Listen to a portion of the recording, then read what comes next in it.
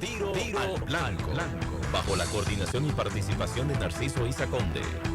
La verdad sin dobleces. Para hacer realidad los ideales del Coronel Camaño y el inmenso Che Guevara. Cuidado. Tiro al blanco. Cuando el ruido del tantán no deje escuchar el llanto del pobre, cuando los que no tienen pan ya gritando están, mi Dios se lo cobre. Somos semejantes, es decir, pareciera que lo somos en la manera de rezarle a Dios, en la manera de engañar a Dios y en la forma de engañar con Dios. Yo quiero semejanza en la escuela, donde el niñito moreno, el indio y el niño blanco te aprendan la misma A. No semejanza en la iglesia, porque allí usted puede ver a un hombre sentado en un banco con su nombre,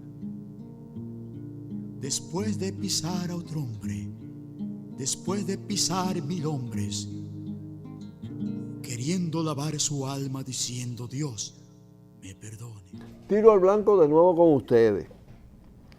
Se alega que los Estados Unidos tienen derecho a poner y a quitar visa, o a otorgar, a dar visa y a quitarla. Pero eso no quita el derecho de valorar la aprobación o el rechazo de una determinada visa. Porque estamos, en el caso de Roberto Rosario, frente a un caso un tanto relevante, porque es el presidente de la Junta Central Electoral del país. Presidente de una junta fraudulenta, montada para el fraude, y con hechos sumamente graves en su trayectoria, tanto en el ejercicio de la función de presidente como anteriormente. Yo digo que hay el derecho de valorar, porque, por ejemplo, a mí me dieron una visa en mi vida, que fue como a los 17 años, que yo fui con mi madre a Puerto Rico. Desde entonces, siempre se me negó la visa cuando me invitaban, porque por motus propios yo no puse interés en ir a los Estados Unidos. Pero me hicieron varias invitaciones a dar conferencias, con diferentes motivos. Los dominicanos y dominicanas en New York, es un derecho político, ir y encontrarse con la comunidad, y siempre se me negó la visa. Bueno, pero se me negó la visa y todo el mundo sabe, porque yo he militado en el antiimperialismo, en la condena, en la crítica, en el enfrentamiento de la política imperialista de los Estados Unidos. Entonces, eso es una manera, es una negación de visa que implica dignidad de la otra parte. Es una represalia, es una forma de persecución política, es una forma de discriminación política. No es el caso de Roberto Rosario. El caso de Roberto Rosario es otro, como el de otros y otras, porque hay casos de supresión de visa o de no otorgamiento de visa por actos delictivos o por trayectorias delictivas. Yo tengo la información de fuentes muy seguras de que en este caso el embajador de los Estados Unidos y el cónsul de los Estados Unidos aquí han fundamentado quitarle la visa del pasaporte oficial y la visa en sentido general a Roberto Rosario por sus implicaciones en la estafa de los escáneres, algo que nosotros denunciamos y que exigimos auditoría y no lo hicieron, porque ahí hay un robo multimillonario en dólares en combinación con una empresa de los Estados Unidos. Entonces, ese no es un caso que dignifica, no es una razón que dignifica. A él le han quitado la visa por eso, pero yo decía en la semana pasada, comentando este mismo caso, que lo vergonzoso es que la República Dominicana no tenga mecanismo para sancionar, no con el tema de las visas, para sancionar, para castigar ejemplarmente a un personero como ese. Y que entonces Estados Unidos, que escoge, tiene su corrupto preferido, sus delincuentes enemigos y sus delincuentes amigos, haya escogido a Roberto para darse lustre. Esto puede también estar motivado en el hecho de que el embajador de los Estados Unidos tuvo fuertes encontronazos con él y no se sabe incluso todo lo que se pudieron decir. Pero el hecho es que en este caso Roberto Rosario está en serias dificultades si se dan a conocer las causas reales de la supresión de esa visa. Y entonces hay una reacción de sus amigotes, de sus compañeros de partido, de sus guates, como se dice, alicates, en defensa de Roberto como si fuera un patriota. Roberto la víctima, Roberto agredido por el embajador de los Estados Unidos. Aquí no hay ni víctima ni patriota en este caso.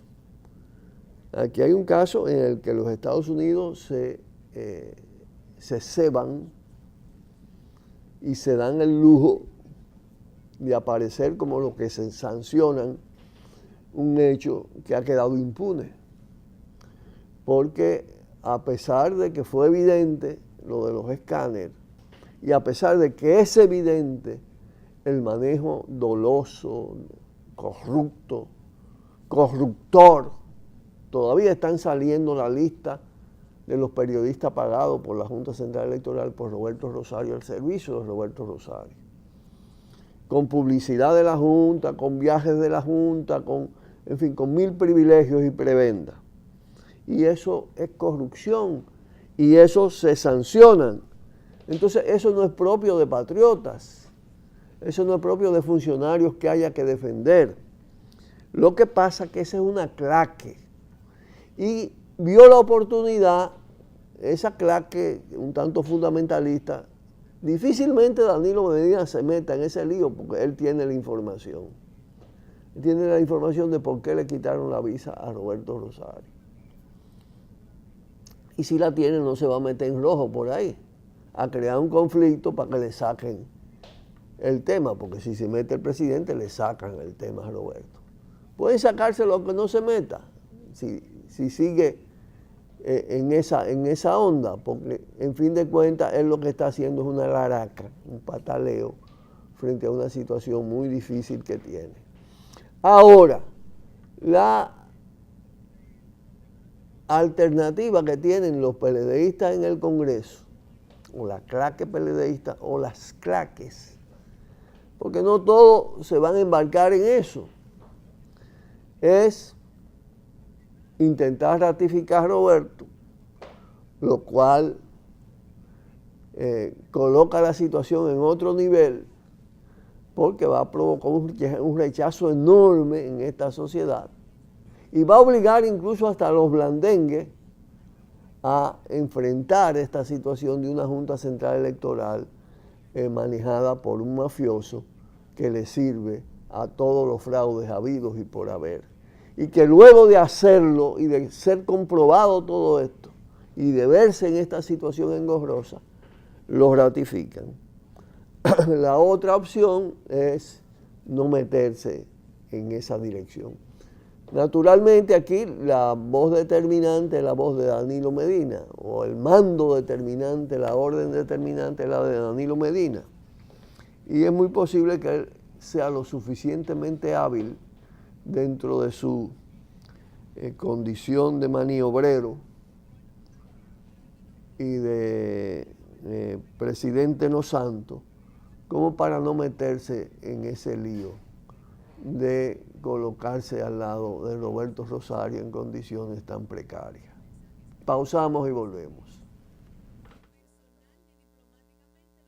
Cuidado, cuidado. Tiro al blanco.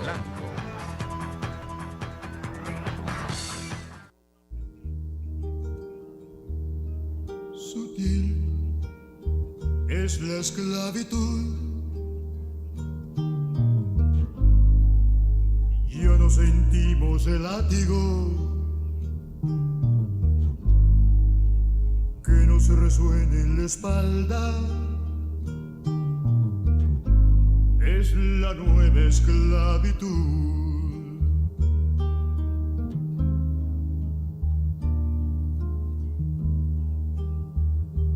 Busco a alguien quien me diga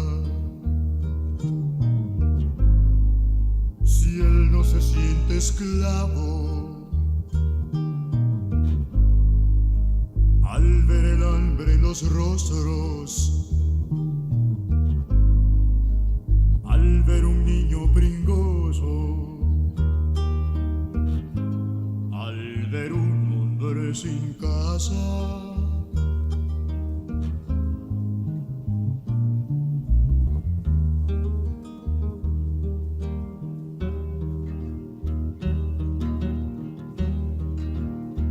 Bota el suyo, compra el nuestro. Me refiero al pensamiento.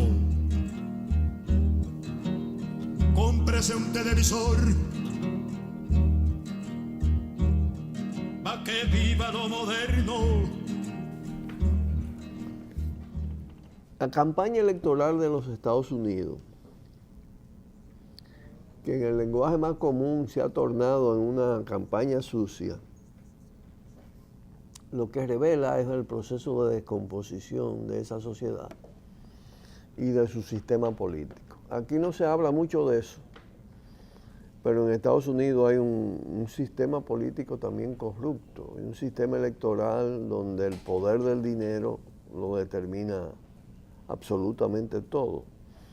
Y hay un régimen policial militar manejado desde el propio Poder Ejecutivo y de otras instancias, que se ha volcado también contra una parte grande de la sociedad, especialmente contra los latinos, los negros, los blancos pobres. Y hay señales incluso de insubordinación, de rebeldía, de protesta, que algunos definen como una especie de polvorín. Y James Petra, un sociólogo norteamericano marxista, dice que en el marco de esa potencialidad de explosión estallaron dos petardos en el proceso electoral. Uno que es el de Bernie Sanders, que fue una especie de rebeldía dentro de los demócratas, que le hizo críticas muy fuertes y muy veraces a Hillary Clinton, ¿no?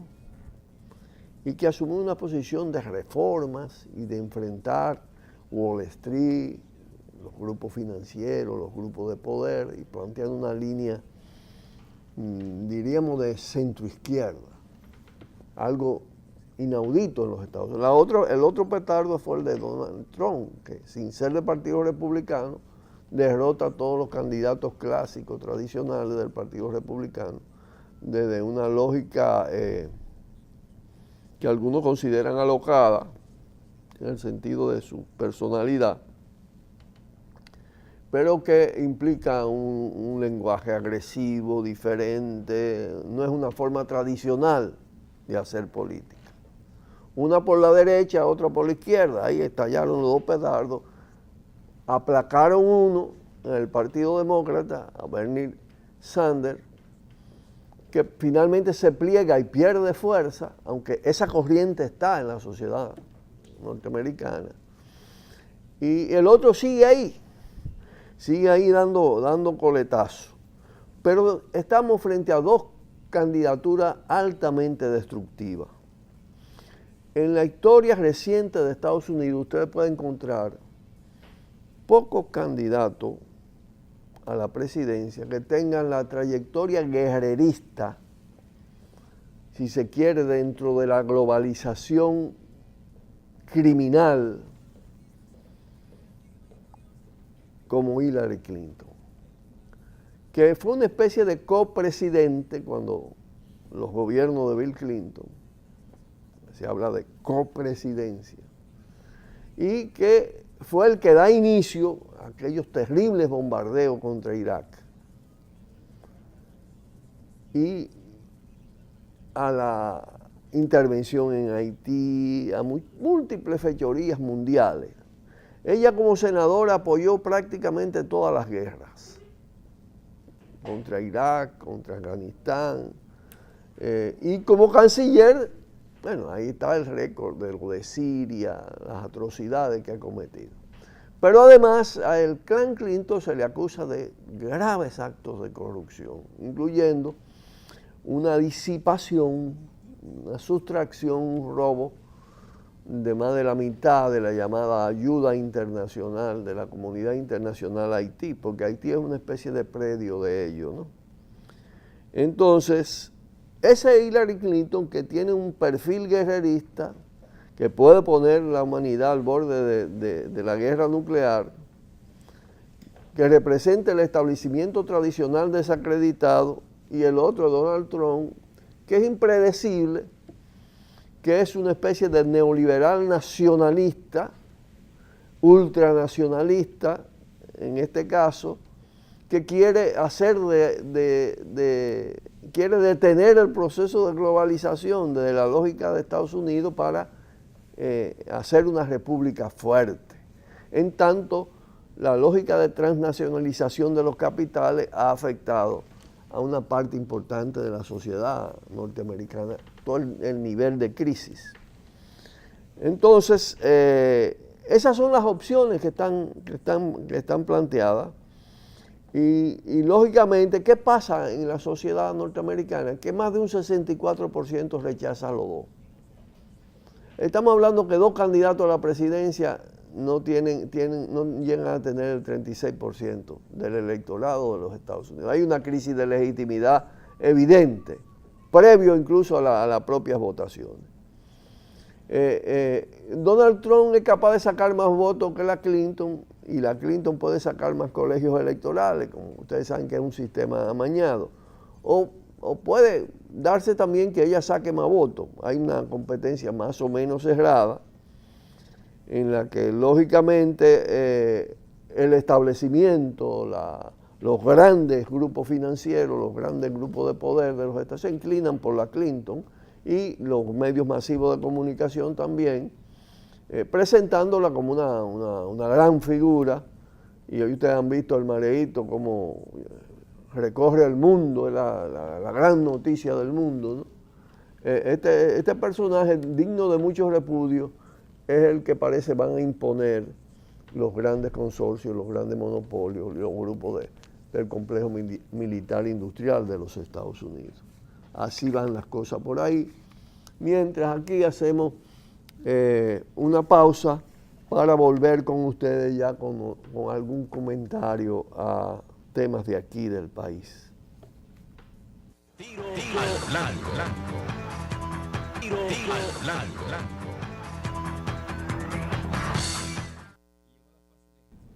Bien, se anuncia con mucha fuerza en titulares la destitución de la jueza Aristilda Mercedes Rodríguez, porque puso en libertad a 5 venezolanos a quienes agarraron presos con 359 kilos de cocaína. Y el Consejo del Poder Judicial, uno de los mecanismos de la Suprema Corte de Justicia, de la principal corte, considera que fue una violación a los principios de conciencia funcional e institucional, una violación de principio. Bueno, ustedes ven cómo se trata de prestigiar lo que no es prestigiable con un acto de sanción de un caso que, si bien la merece, no es de los mayores. Lo que pasa es que la corrupción en el sistema judicial se ha desbordado. Pero hay una corrupción institucionalizada que se maneja desde arriba, que la maneja el propio Consejo del Poder Judicial y la propia Suprema Corte de Justicia y su presidente. Para ello no fue una violación a los principios de conciencia funcional e institucional, como dicen, que recientemente fueran capaces en la Corte Penal de la Suprema Corte de Justicia de archivar el expediente de Díaz Rúa con todos los fundamentos que tiene, y en presencia a la nación de una fortuna injustificable creada a la sombra de Leonel Fernández como una de las grandes alcancías de la corporación PLDista y de la compañía por acciones que dirige Leonel. Pero tampoco se inmutaron con la decisión de exculpar a Félix Bautista, que exhibe una fortuna de más de 27.000 millones de pesos robada al país y que tiene expediente hasta en Haití y implicaciones en soborno de candidaturas en diferentes partes del planeta. No se inmuta esa justicia cuando el Ministerio Público actúa con dualidad. Recordemos a Domínguez Brito muy activo contra Félix Bautista y después desistiendo de toda acción de apelación, porque había una determinación política. Tampoco se alarma porque el Procurador General de la República actual de unas declaraciones precipitadas para tratar de cerrar el caso de Carla Maciel en lo que parece ser un entuerto oscuro, muy oscuro. Esa justicia está podrida y no es con ese tipo de sanción que se va a quitar la imagen de podredumbre que ya es demasiado evidente. Vamos a despedirnos por el día de hoy. Estaremos mañana nuevamente aquí en Tiro al Blanco, en este espacio, donde se puede decir y efectivamente se dice lo que otros y otras no se atreven a decir. Buenas tardes. Por el multimedio, Tiro al Blanco, bajo la coordinación y participación de Narciso Isa Conde. La verdad sin dobleces, para hacer realidad los ideales del Coronel Camaño y el inmenso Che Guevara. Cuidado, Tiro al Blanco.